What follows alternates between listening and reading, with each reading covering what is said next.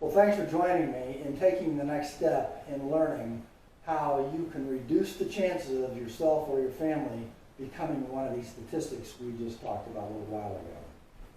You know, way back in 1977, they saw this coming. They saw the rise in healthcare, the trends that were going on, and they were concerned about it, and they were wondering, okay, what can we do to wrap our arms around this? How can we get a control over the healthcare costs? And so they convened a Senate subcommittee called the Dietary Goals for the United States. And what they wanted to do is find out if there was a direct relationship between the way Americans ate, what we put in our mouth, and the diseases we experience. So it was a very intensive 2-year study. And they came to a number of conclusions that did verify that, yes, the fact that we ate did contribute to the disease. In fact, they said that 6 of the 10 leading causes of death in this country are attributed to diet. Interestingly enough, a few years later, the Surgeon General report came out and said 2 out of 3 of deaths in this country are caused by diet. So it's very clear that what we choose to put in our mouth is destroying our health. And that's one of the main things that is leading to those numbers we talked about a little while ago. Well, the Dietary Goals study concluded by saying that as a nation, we've come to believe that medicine and medical technology can solve our major health problems.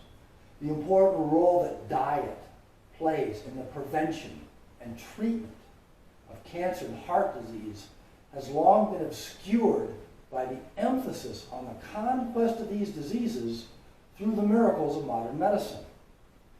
Treatment, not prevention, has been the order of the day. But you know, they concluded by saying these problems will never be solved by more and more medical care. They will never be solved. So what have we done since 1977? Focused on prevention? Nope. More and more and more medical care. So it's very clear that diet is the cause, that more and more medical care is not going to solve the problem. And so it's incumbent on us to take control of our own health. I call it stepping on the path of optimal health creation. Start to learn more. There are a lot of good books on this, on the topic of nutrition and just health in general. One that I really recommend is called New Dimensions in Health. You can learn more about that book at that website, newdimensionsinhealth.com.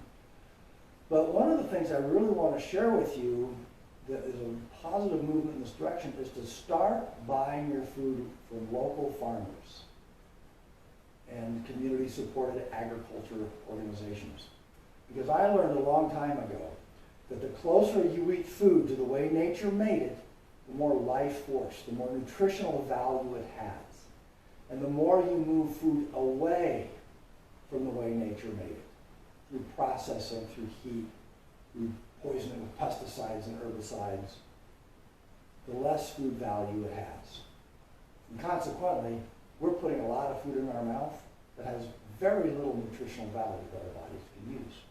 Well, when you start buying directly from your local farmers, you know how they farm, you know that they use pesticides, herbicides, your food is fresh, it's right there. The nutritional value is really high.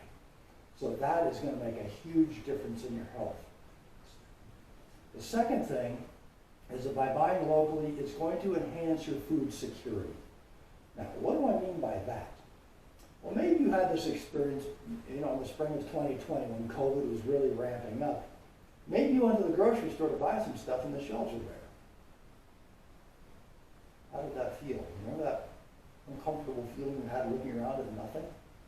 Well, what happened if you went back a couple of days later and shelves were still bare? You go back in a week, nothing there. You go back in 2 weeks, nothing there. I think one of the things that this did is it really exposed how vulnerable our food supply is to disruption in multiple different ways. When you are buying locally from local farmers, you're increasing your food security, you know the quality of food you're getting, you're helping your friends and neighbors, and you're keeping money in the local community. So there are a lot of really good reasons to start doing this. I will continually be adding farmers and food producers that, to this website, so have that as a resource. But you can start looking around for community-supported agriculture. You can just look up farmers in your area. You can go to farmers markets and find tons of farmers that are sourcing food locally.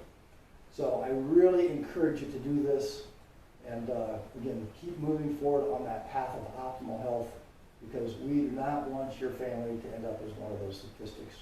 And as I said earlier, 70% of the disease we experience is preventable. Let's do that. Thanks for letting me work with you.